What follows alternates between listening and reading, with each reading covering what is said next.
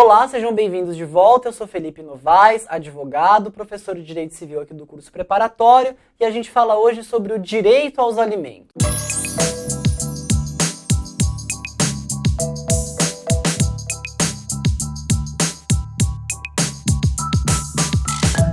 Bem, quando a gente fala em alimentos, é importante que a gente distingua a noção de alimentos do conceito tradicional que a gente está acostumado, do conceito jurídico e que é o que importa aqui para a nossa matéria. Alimentos é tudo que é preciso para se obter uma vida digna.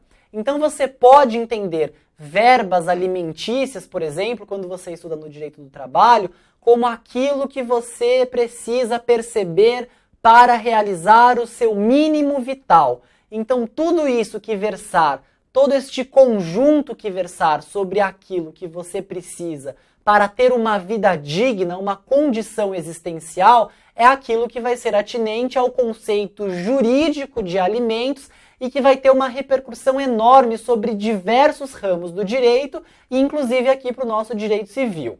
É muito importante a gente entender que o direito aos alimentos ele tem uma função social extremamente relevante, porque ele é, em última instância, um elemento que protege o direito à vida, porque não há vida se você não consegue ter o mínimo para prover essa condição. Então, como o direito à vida é um direito tutelado e de extrema importância por força da Constituição Federal, aqui no âmbito do direito civil também vai ser. Então, feita essa distinção entre o conceito clássico, né, que nem precisa ser dito, e o conceito jurídico do direito aos alimentos, a gente passa a trabalhar como isso funciona aqui no direito civil.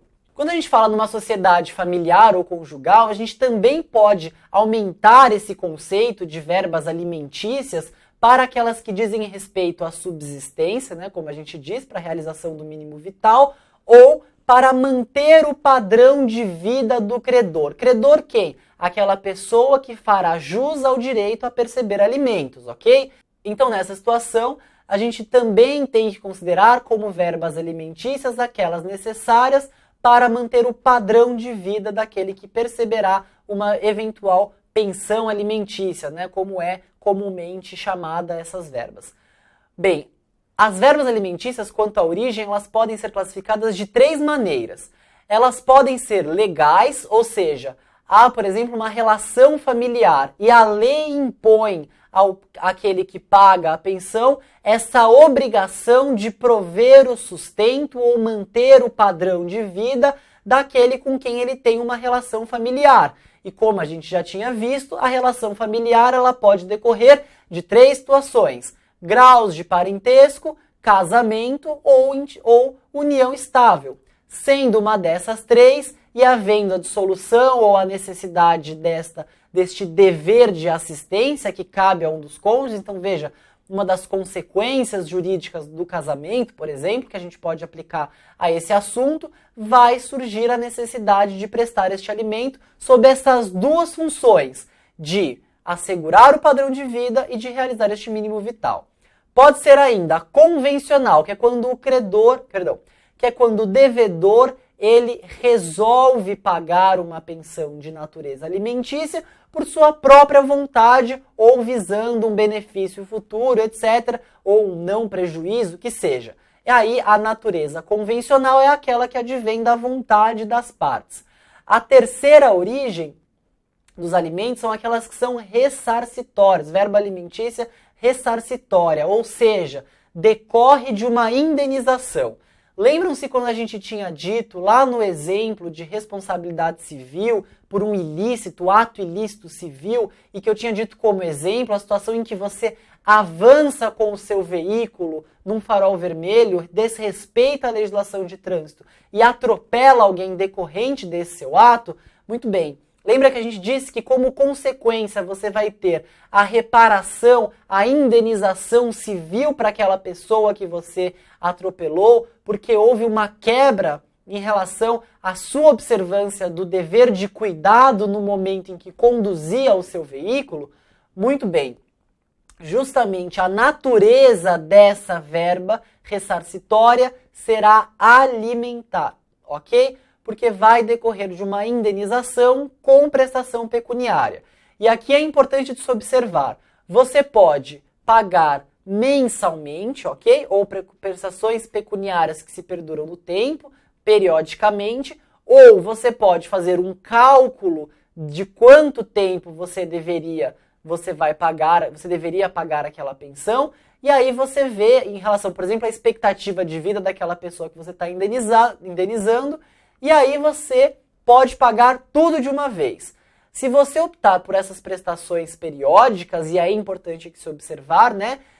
O ordenamento ele vai exigir que você assegure que você vai conseguir pagar essa dívida, vai conseguir ressarcir, indenizar aquela pessoa toda vez que isso tiver uma natureza alimentar. Então, por exemplo, no nosso exemplo lá, a pessoa tinha perdido a sua capacidade laboral, ou seja, ela não pôde mais trabalhar decorrente daquele acidente.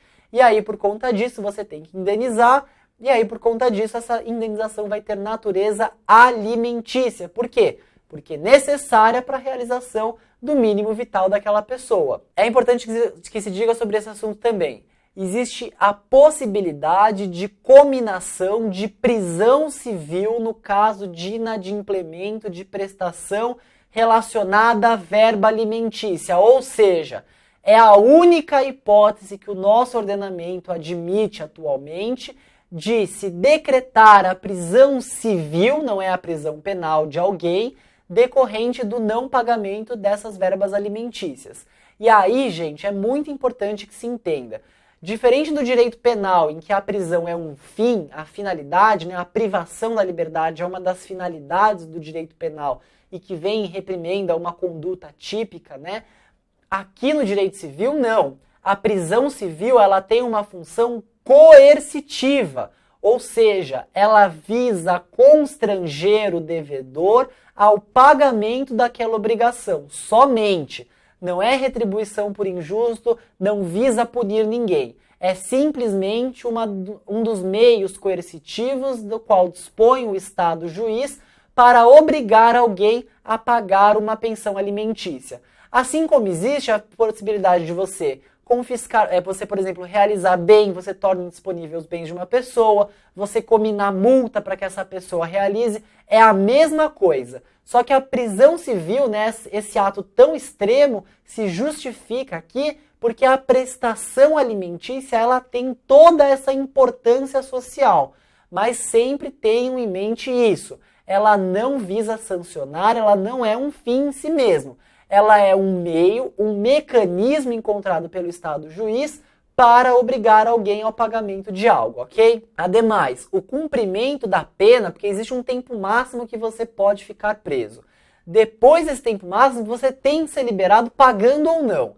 E aí é importante que se diga, cumprir a pena não exime ninguém de cumprir o pagamento, de cumprir com a obrigação de realizar o pagamento. Só que aí a prisão já não vai ser mais uma medida coercitiva possível, mas todos os outros meios serão disponibilizados. Então, indisponibilidade de patrimônio, qualquer um dos meios, multa, qualquer um desses meios poderá ser determinado pelo juiz em relação ao caso concreto.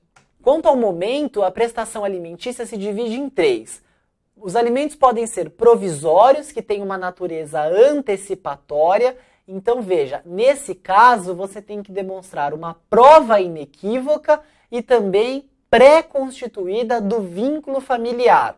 A grande vantagem dessa provisória, que tem uma natureza antecipatória, é que não há a necessidade de se ouvir a outra parte, ou seja, é uma possibilidade especial que você vai ter que preencher outros requisitos, ou seja, você só demonstra a prova inequívoca e pré-constituída do vínculo familiar e por conta disso você já pede, ok? E aí é possível a concessão de uma liminar, inclusive sem sequer ouvir a outra parte.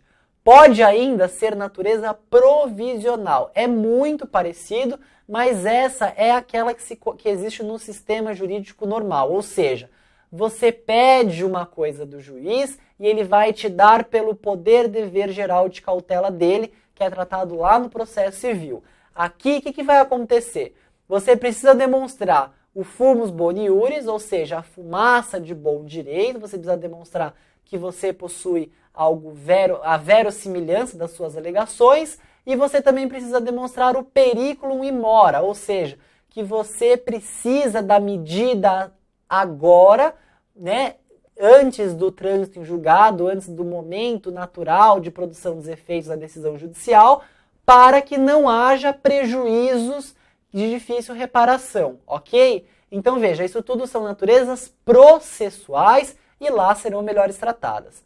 A terceira possibilidade é a prestação de alimentos definitivos, ou seja, aqui a gente não está falando nem de antecipação de tutela, nem de natureza cautelar, a gente está falando daquela prestação que decorre em função de uma sentença judicial. Ou seja, quando há efetivamente a ocorrência de coisa julgada material que obriga as partes. Bem, existem características atinentes ao direito sobre os alimentos e que merecem ser ditos aqui. Primeiro, eles são personalíssimos. Você presta direito aos alimentos em razão das qualidades pessoais, em função de uma pessoa, com todas as características atinentes a ela. Ou seja, uma pessoa que recebe, né, direitos alimentícios, ela, se vem a falecer, os direitos alimentícios eles se extinguem junto com ela, porque é personalíssimo. Mas em relação ao devedor, não há essa característica. A gente fala da segunda característica, que é a transmissibilidade, ou seja, se você é devedor de prestação alimentícia, ainda que você venha a morrer, os seus herdeiros continuarão respondendo por essa prestação, ok? Ademais, direito aos alimentos são irrenunciáveis. Então, se o Estado e o juiz entendeu que você precisa dessa proteção, você não pode renunciar. Em relação a isso, é um direito indisponível para o credor. Ele tem que perceber aquela verba alimentícia determinada, independentemente de sua vontade. Outra característica, imprescritível. A qualquer tempo você pode requerer a prestação alimentícia quando assim fizer o direito, quando assim perceber o direito subjetivo àquilo, ok? Ademais, irrepetibilidade.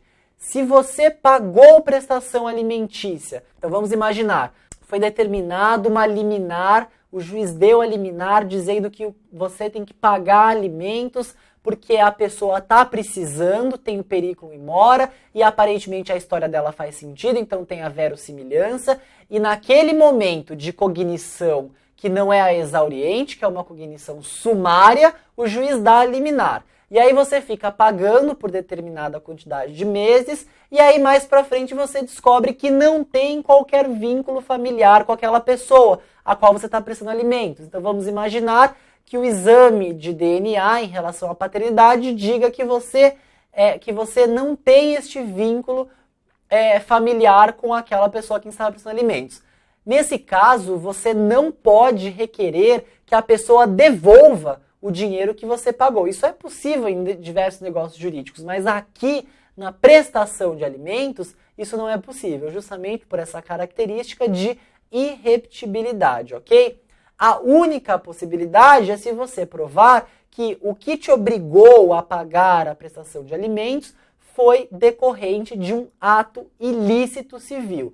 Aí, nesse caso, evidentemente, o ordenamento não pode prestigiar a torpeza, não pode prestigiar o enriquecimento sem causa, e aí vai ser possível você requerer isso. Ademais, sobre os alimentos persiste a irretroatividade e a futuridade, ou seja, alimentos eles são irretroativos. Via de regra, a retroação só vai ocorrer até a data da citação, ou, no caso de prestação de alimentos gravídicos, que ocorre em relação à grávida, né, a mulher que está grávida e precisa de uma tutela jurisdicional para proteger o feto, que aí a retroação vai ser a data da concepção. Fora isso, são irretroativos, certo? Salvo até o momento em que se citou e aí que se constituiu a relação processual, ou no caso dos gravídicos, até a concepção. Muito bem. Ademais, não há solidariedade presumível no caso de prestação alimentícia, ok? É a última característica a ser destacada. Ademais, quanto à obrigação, destaco rapidamente em relação a três cenários. Primeiro, entre companheiros, a partir da dissolução do vínculo conjugal ou da relação. Se o credor da pensão alimentícia constitui uma nova família, a obrigação de prestar esses alimentos ele se extingue. Entre parentes, ascendentes, descendentes e colaterais até o segundo grau, colateral até o segundo grau, a gente já viu que é a relação de irmãos. É possível até, mas colaterais de terceiro e quarto graus e parentes por afinidades não fazem jus a esse alimento. Ao nascituro, gravídicos, é possível depois, aos gravídicos, né, quanto ao momento, ou seja, ao nascituro, aquele que ainda é o feto. O que eu destaco sobre isso? É desde a concepção, como eu tinha dito, se não houver uma contestação, dado a ocorrência do evento nascimento com vida, a prestação de alimentos gravídicos converter-se-á na prestação de pensão alimentícia, ok? Bem, na próxima aula a gente continua nossos estudos. Gostaria de pedir para que vocês continuem compartilhando, continuem curtindo nossos vídeos, divulgando nosso material, se inscrevendo aqui no canal do GTUSP e a gente se encontra na próxima aula. Muito obrigado pela atenção.